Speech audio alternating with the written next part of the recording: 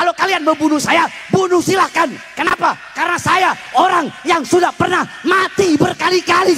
Saya ingin sampaikan kepada Prabowo, kalau memang tidak ada yang kebal hukum, maka jangan tebang pilih dalam masalah korupsi. Jangan yang kau masukkan hanya orang-orang yang berlawanan dengan politikmu, orang-orang yang berlawanan dengan kekuasaanmu. Ketika ada orang berlawanan dengan kekuasaanmu, kau masukkan. Sedangkan berapa banyak orang-orang Mulyono yang korupsi di kabinetmu, namun engkau biarkan. Jadi kalau Prabowo konsisten dengan omongannya, babat rata semua. Kami rakyat ada di belakang untuk mendukungmu, membabat rata, memiskinkan, bahkan kalau bisa matikan koruptor di Indonesia, saudara-saudara. Tapi jangan hanya tebang pilih. Giliran Tom Lembong cepet, giliran yang lain usut itu Mulyono itu. Prabowo, jangan mau kau diatur-atur sama Mulyono, jangan mau diatur-atur sama. Assalamualaikum warahmatullahi wabarakatuh.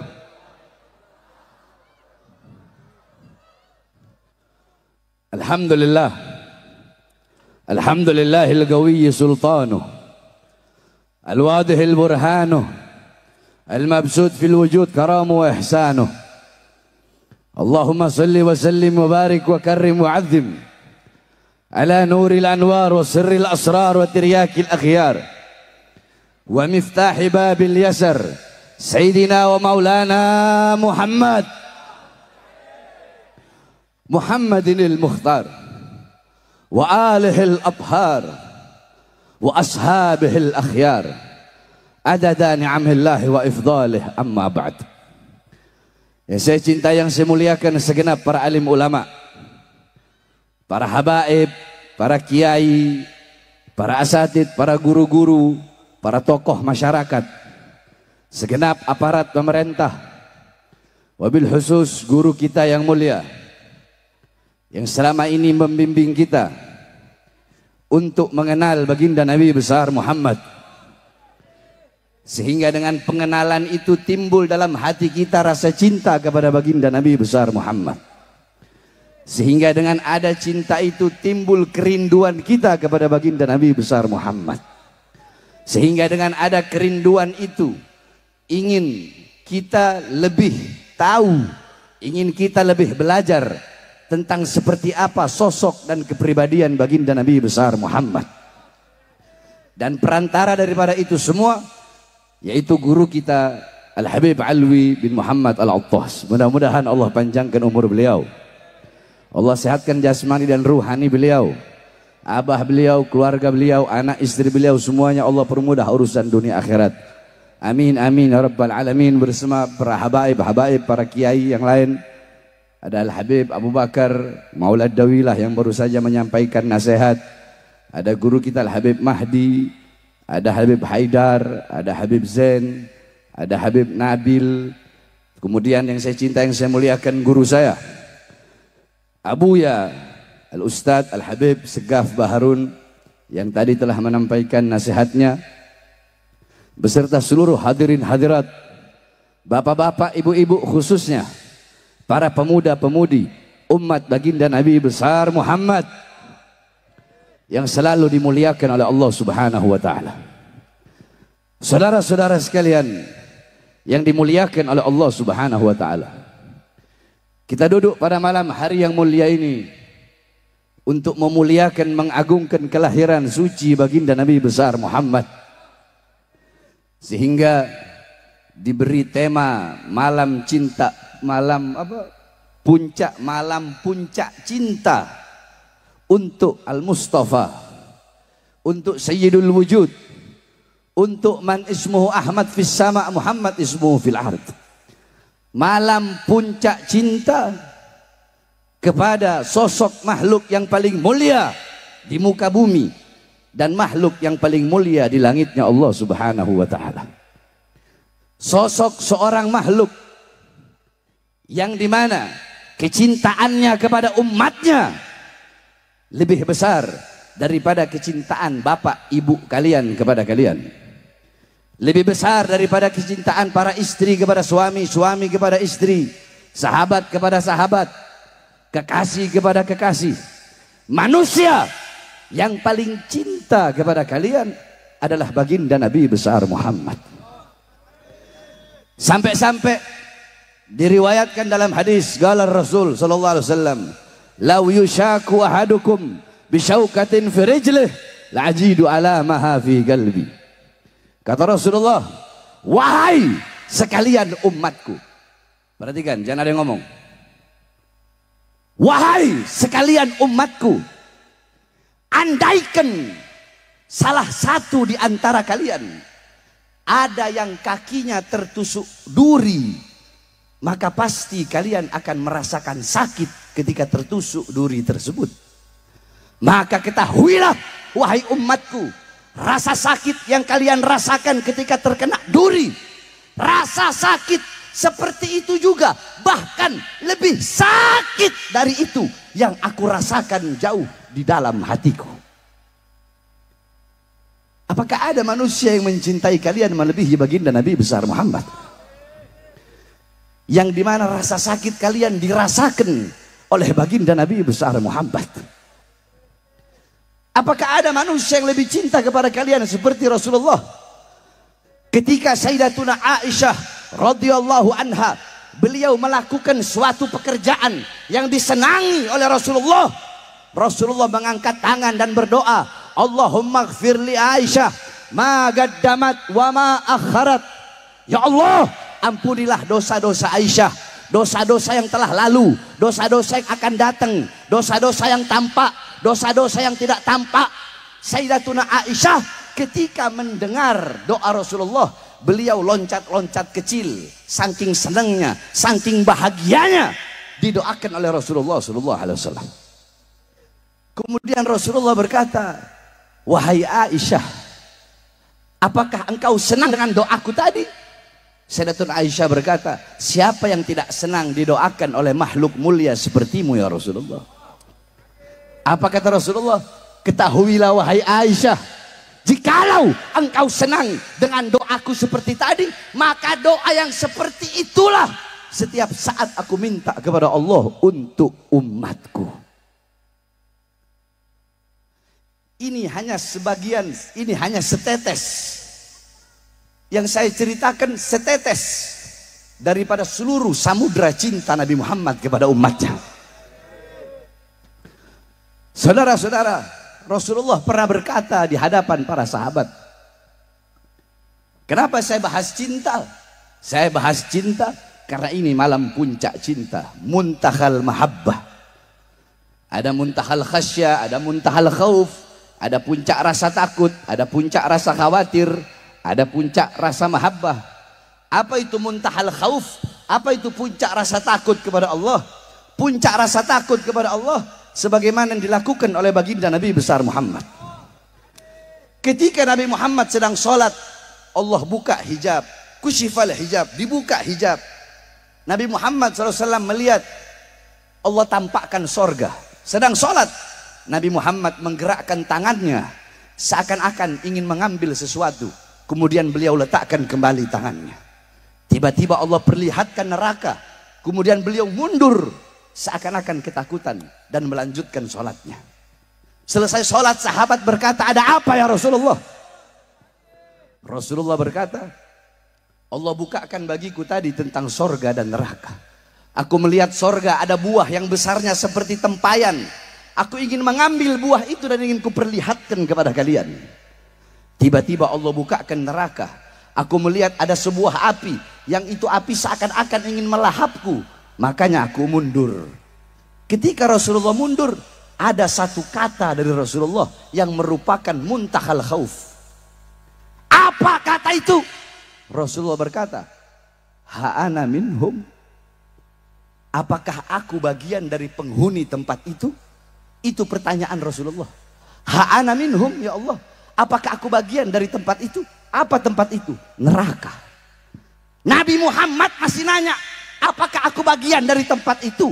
Ini adalah puncak daripada rasa takut kepada Allah. Apa itu? Tidak pernah merasa aman dari azab dan siksa Allah, sekalipun beliau seorang nabi, seorang rasul, seorang kekasih Allah yang pasti dijamin masuk surga. Bukan hanya dijamin masuk surga, tapi surga Allah ciptakan untuk Nabi Muhammad, tapi beliau masih takut kepada nerakanya Allah Subhanahu wa taala. Ini puncak rasa takut. Terus mau sok-sokan, oh saya Habib, saya cucu Nabi, saya pasti masuk surga. Goblok. Oh saya kiai, saya ustadz, saya punya ilmu, saya pasti masuk surga. Goblok. Oh saya Habib, saya cucu Nabi, saya mau maksiat, mau berbuat dosa, pasti masuk surga. Nggak. Imam Ali Zainal Abidin berkata, apa kata Imam Ali Zainal Abidin? Innallaha khalaqal jannah liman ata'ahu walau kana abidan habasyian wa khalaqallahu an-nar liman asa'ahu walau kana malikan qurasyian. Sesungguhnya Allah Subhanahu wa taala menciptakan sorga bagi hamba-hamba yang taat kepadanya, sekalipun hamba yang taat itu dari golongan budak-budak Habasyah. Dan Allah menciptakan neraka bagi hamba-hamba yang tidak taat, bagi hamba-hamba yang tidak patuh, yang berbuat dosa, maksiat, mungkarat, dolalat, sayyiat, mukhalafat, sekalipun dari golongan pembesar-pembesar Quraisy. Saudara-saudara, ini adalah muntahal khauf, muntahal khasyah, puncak rasa takut kepada Allah, tidak pernah merasa aman dari azab dan siksa Allah. Lantas Beb, apa muntahal mahabbah? Apa puncak daripada rasa cinta kepada Rasulullah sallallahu alaihi wasallam? Saudara-saudara, puncak daripada rasa cinta kepada Rasulullah sallallahu alaihi wasallam adalah sebagaimana yang dilakukan oleh para sahabat-sahabat baginda Nabi besar Muhammad. Lihatlah Sumayyah binti Khabbab, ibunda daripada Amr bin Yasir. Sumayyah binti Khabbab seorang wanita tua renta. Dia dan suaminya, dia dikubur setengah badan. Perutnya ditusuk tombak, keluar isi perutnya. Dipaksa untuk keluar dari ajaran Nabi Muhammad SAW. Apakah Sumayyah binti Khabbab lebih memilih kebebasan dunia, kesenangan dunia, kejayaan dunia, kemakmuran dunia, sehingga harus meninggalkan Nabi Muhammad? Dikubur setengah badan, disiksa, dicambuk, kehujanan, kepanasan, isi perutnya keluar. Sumayyah binti Khabbab lebih memilih mati daripada harus meninggalkan ajaran baginda Nabi besar Muhammad. Sumayyah binti Khabbab ini wanita. Sengaja saya jelaskan pertama yang wanita dulu, bagaimana yang laki-lakinya. Sayyidatuna Nusaybah diberi gelar Hamiyatur Rasul, sang pelindung Rasulullah, sang penjaga Rasulullah. Ketika perang, tangan kanannya putus. Ini perempuan, tangan kanannya putus, tangan kirinya putus. Untuk apa? Untuk membela Rasulullah, menjaga Rasulullah, agar tidak ada satu helai pun rambutnya Rasulullah jatuh di muka tanah. Sayyidatuna Nusaybah rela kehilangan tangan kanannya dan tangan kirinya untuk melindungi Rasulullah. Itu seorang wanita, saudara-saudara. Beliau lebih memilih kehilangan kedua tangannya, lebih memilih kehilangan nyawanya, lebih memilih ruhnya terpisah dari jasad, daripada harus meninggalkan Nabi Muhammad di medan peperangan, saudara-saudara. Dan masih banyak lagi para sahabat-sahabat yang begitu luar biasa. Sayyidina Abu Bakar As-Siddiq ketika akan masuk ke Gua Thur, beliau berkata, ya Rasulullah, jangan engkau yang masuk lebih dulu, biar aku yang masuk untuk memastikan. Takutnya di dalam ada binatang-binatang buas. Andaikan ada binatang buas, maka aku akan mati lebih dulu ya Rasulullah. Masuk Sayyidina Abu Bakar As-Siddiq, beliau lihat ada banyak lubang-lubang di gua itu, semua beliau tutup lubang-lubang itu. Rasulullah masuk, kemudian Rasulullah tidur di pahanya Sayyidina Abu Bakar As-Siddiq. Ketika Rasulullah tertidur pulas, ada satu lubang yang belum sempat ditutup oleh Sayyidina Abu Bakar As-Siddiq. Kemudian dari lubang itu keluarlah ular. Ada ulama berbeda pendapat, ada yang bilang kalajengking, ada yang bilang ular. Itu ular tidak bisa keluar karena ditutup oleh Sayyidina Abu Bakar. Sehingga ular itu mematuk bagian tubuh yang menutup lubang tersebut. Ketika dipatuk, Sayyidina Abu Bakar terkena racun daripada ular itu. Tapi beliau tahan sakitnya. Sampai beliau nggak kuat nahan sakit, air mata beliau menetes di pipi suci Rasulullah SAW. Ketika air mata itu menetes, Rasulullah bangun dan berkata, wahai Abu Bakar, kenapa kau menangis? Apakah kau tidak rela, kau nggak ridho menemaniku? Kata Sayyidina Abu Bakar, siapa yang tidak rela, siapa yang tidak ridho ya Rasulullah? Hanya saja tadi aku digigit oleh binatang berbisa, aku tahan agar engkau tidak, aku tahu agar engkau sedang lelah, sedang capek, sengaja aku tidak bergerak agar engkau tidak terbangun, tapi air mataku membangunkanmu karena aku tidak kuat menahan sakitnya ya Rasulullah. Diambil bagian tubuh itu dan dicium oleh Rasulullah. Sebab ulama masih beda pendapat, ada yang bilang tangan, ada yang bilang kaki, ada yang bilang ini. Akhirnya saudara-saudara, sembuhlah rasa sakit tersebut.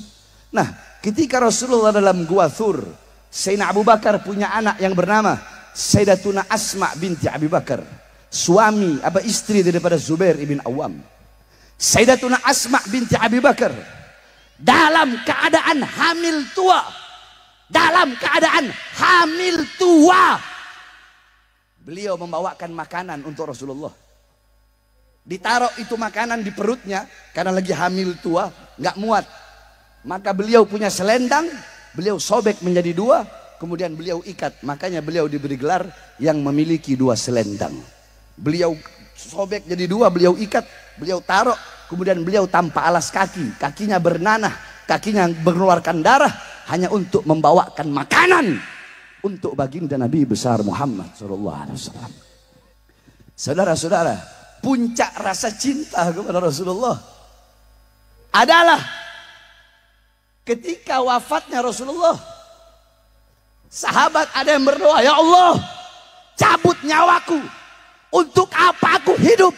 Rasulullah sudah wafat. Aku tidak lagi ingin hidup di muka bumi dengan ketiadaan kekasihku Muhammad SAW. Seketika itu juga Allah cabut nyawanya dan dia mati, saudara-saudara.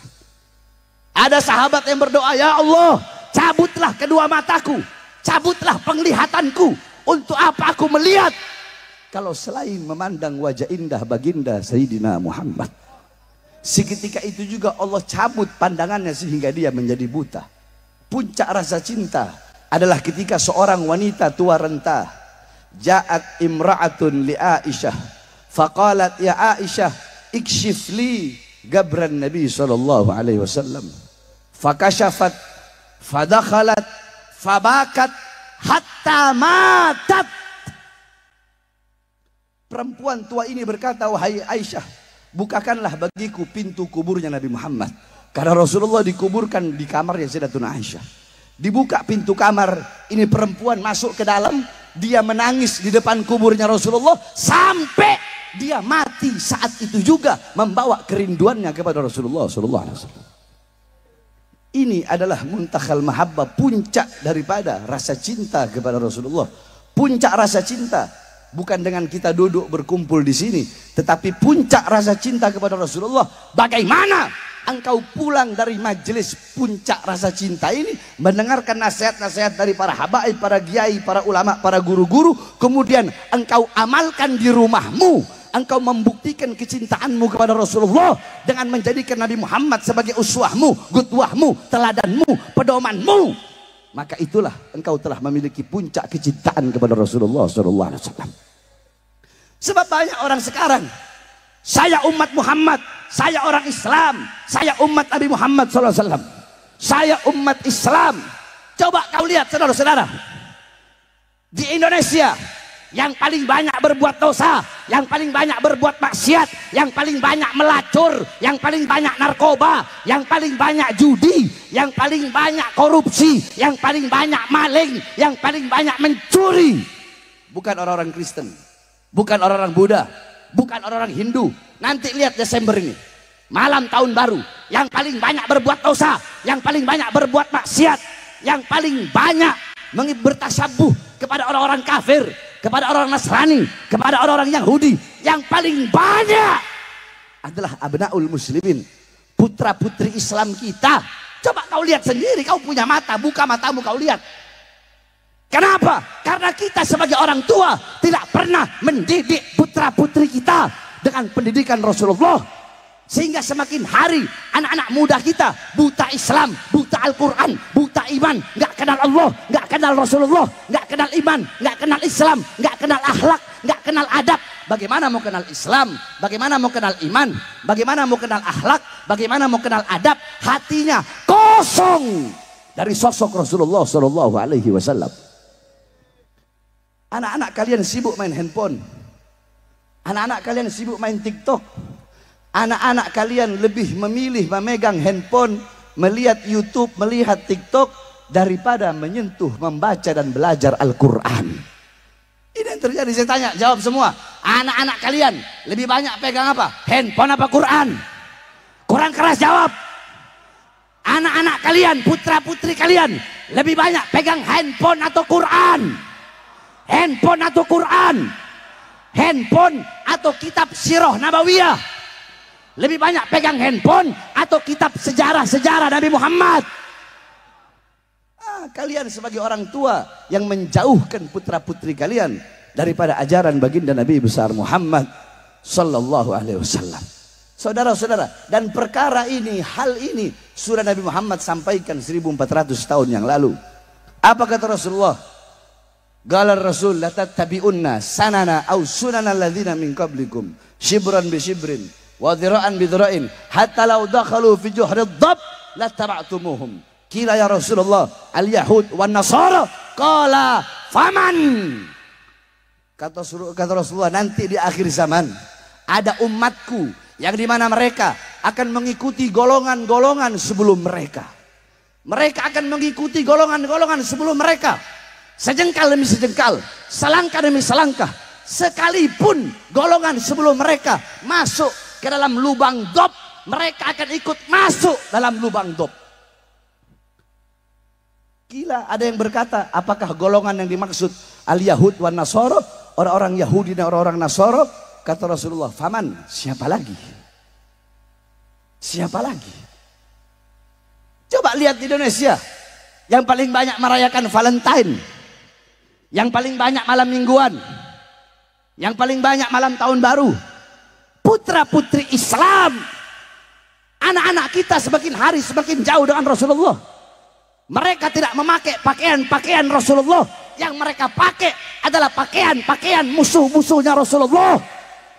Mengaku umat Rasulullah, tetapi menjadikan iblis, menjadikan syaitan sebagai teman-teman baik kalian, sahabat sejati kalian. Iblis yang kalian jadikan sebagai sahabat sejati kalian. Terus lidah kalian mengaku cinta, mengaku sebagai umat baginda Nabi besar Muhammad Sallallahu Alaihi Wasallam.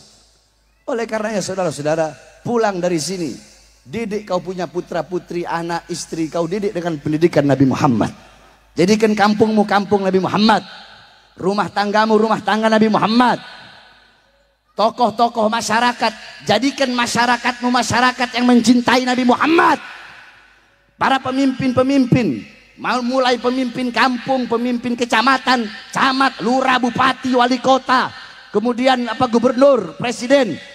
Jadikan negaramu, jadikan kotamu, provinsimu, masyarakatmu adalah kota, masyarakat, provinsi yang cinta kepada baginda Nabi besar Muhammad. Ketika ini dilakukan saudara-saudara, maka tidak usah berbicara tentang toleransi, tidak usah berbicara tentang demokrasi.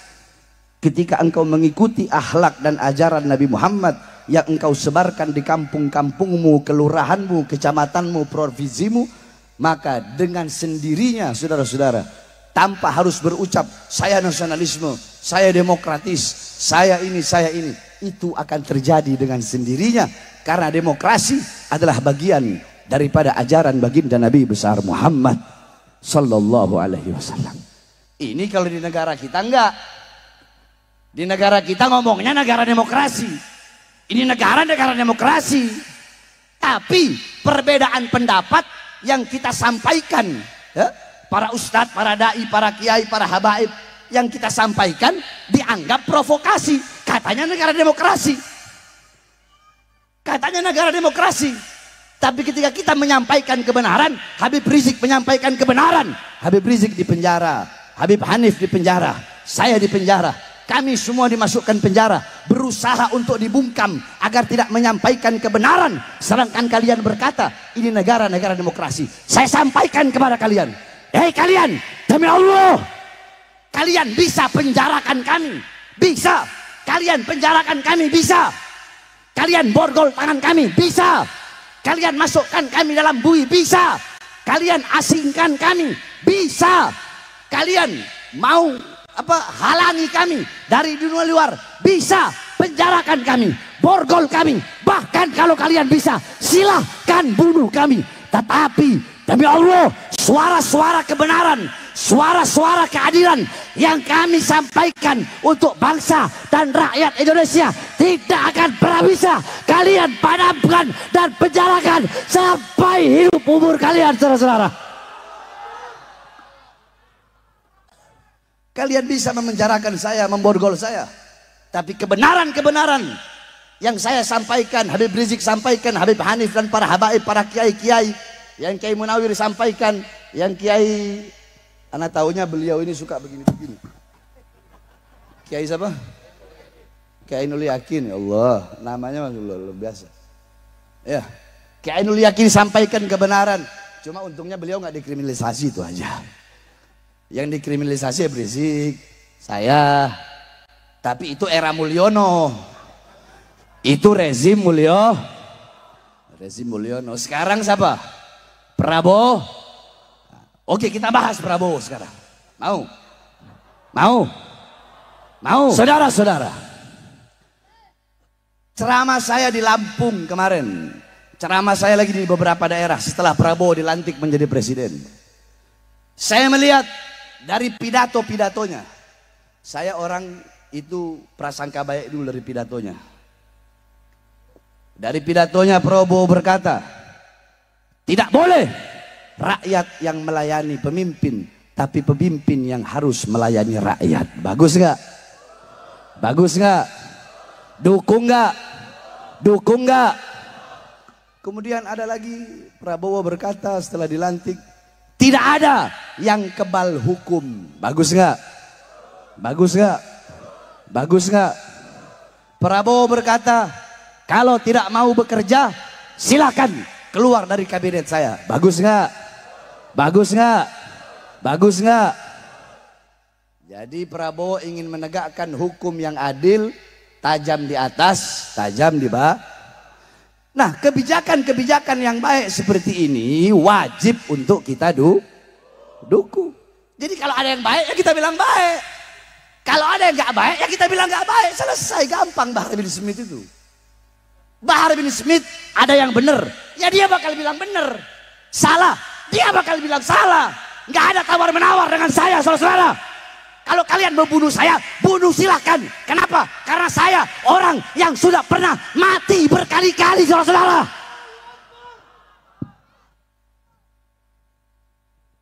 Belum mau hampir 2 bulan, semua koruptor-koruptor dibabat sama Prabowo. Bagus nggak?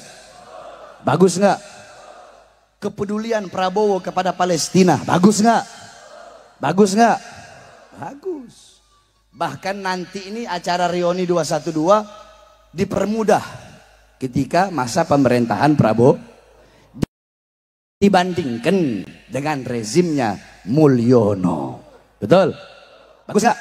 Tapi ingat, saya ingin sampaikan kepada Prabowo, kalau memang tidak ada yang kebal hukum, maka jangan tebang pilih dalam masalah korupsi.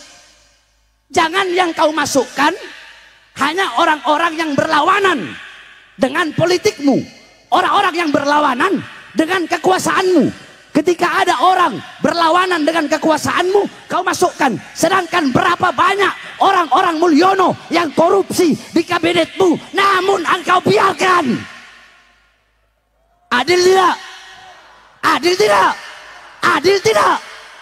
Jadi kalau Prabowo konsisten dengan omongannya, babat rata semua. Kami rakyat ada di belakang untuk mendukungmu, membabat rata, memiskinkan, bahkan kalau bisa matikan koruptor di Indonesia, saudara-saudara. Tapi jangan hanya tebang pilih. Giliran Tom Lembong cepet, giliran yang lain usut itu Mulyono itu. Prabowo, jangan mau kau diatur-atur sama Mulyono, jangan mau diatur-atur sama Jokowi, karena dugaan saya dengan Jokowi memasukkan anaknya di dalam wakilnya Prabowo itu adalah merupakan dinasti kekuasaan Jokowi yang ingin berkuasa sepenuhnya di negara kesatuan Republik Indonesia, saudara-saudara. Jadi kalau yang benar kita bilang yang benar kita bilang benar, ada baiknya kita bilang baiknya. Dan itu nasihat saya. Itu nasihat saya. Oleh karenanya saudara-saudara sekalian, kita doakan insya Allah Prabowo terlepas dari belenggu Jokowi. Prabowo terlepas dari belenggu-belenggu syaitan, terlepas dari belenggu-belenggu Mulyono, terlepas dari rantai-rantai politik yang membelenggunya. Mudah-mudahan Prabowo ke depan, ini kan kita belum, kita tidak bisa bilang Prabowo begini, Prabowo belum, karena masih 2 bulan. Nanti nunggu setahun kita lihat bagaimana kinerjanya. Baik-baiknya kita dukung, buruk-buruknya atau ada kebijakan-kebijakan yang menyengsarakan rakyat, tetap kita akan lawan sampai titik darah penghabisan, saudara-saudara. Tidak ada tawar-menawar, betul? Betul? Betul? Nah, oleh karenanya hadirin sekalian yang dimuliakan oleh Allah Subhanahu wa taala, terakhir wasiat saya sebelum saya tutup. Pilpres sudah selesai, betul? Pilkada sudah selesai serentak se-Indonesia, betul? Jadi jangan hanya gara-gara pilkada, jangan hanya gara-gara pilpres, ustadz sama ustadz berantem. Banyak ya? Gara-gara pilkada, gara-gara pilpres, ustadz sama ustadz, kiai sama kiai berantem, Habib sama Habib berantem, ormas sama ormas berantem, gara-gara pilkada, gara-gara pilpres, gara-gara politik. Padahal nanti kita lihat aja, mereka butuh sama kita kalau ada maunya saja, saudara-saudara. Dan ini bukan rahasia umum. Oleh karenanya pada saat ini dan di momen 212, mari kita rajut kembali tali persaudaraan kita, betul? Kita bersatu kembali. Tidak usah ada lagi saling menghina, saling mencaci, saling memaki, saling memusuhi. Udah, yang berlalu sudah berlalu, betul? Betul. Ke depan kita pererat ukhuwah kita sesama pertama, ukhuwah watoniyah, ukhuwah sesama bangsa. Kita bersatu sesama bangsa walaupun beda agama. Yang Kristen, yang Buddha, yang Hindu, yang Katolik, ya, walaupun kita tidak satu agama, tapi kita disatukan dengan satu kesatuan, satu bendera merah putih, satu Garuda Pancasila, satu Bhinneka Tunggal Ika, satu negara kesatuan Republik Indonesia. Yang kedua, ayo sekarang kita pererat persaudaraan sesama Islam, sesama umat Islam, apapun mazhabnya, apapun torikohnya, apapun bendera-bendera majelis taklimnya, apapun berbeda warna-warna bendera-bendera majelis, kita disatukan dengan bangsa Sayyidina Muhammad. Kita disatukan dengan bangsa Sayyidina Muhammad. Kita disatukan dengan umat Sayyidina Muhammad. Sedangkan umat Sayyidina Muhammad tidak akan bertekuk lutut kepada siapapun, saudara-saudara. Nggak akan. Umat Nabi Muhammad tidak akan pernah bertekuk lutut di hadapan siapapun. Yang kedua.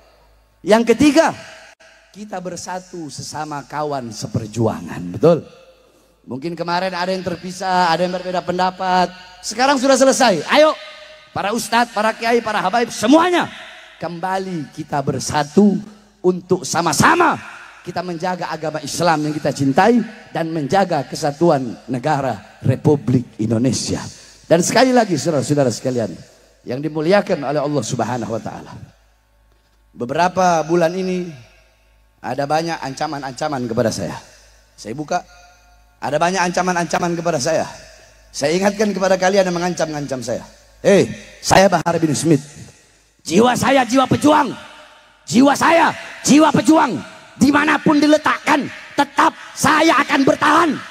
Saya tidak peduli seberapa besar siksaan, ancaman, dan hukuman. Tetap saya tidak akan pernah tunduk kepada ketidakadilan. Tidak akan pernah tunduk kepada penguasa yang zalim. Tidak akan pernah tunduk kepada kemungkaran. Saya, Bahar bin Smith, akan berada di barisan paling depan, membela bangsa, membela rakyat Indonesia, walaupun tidak akan berhenti sampai mati, tidak akan mundur walaupun saya harus hancur, saudara-saudara.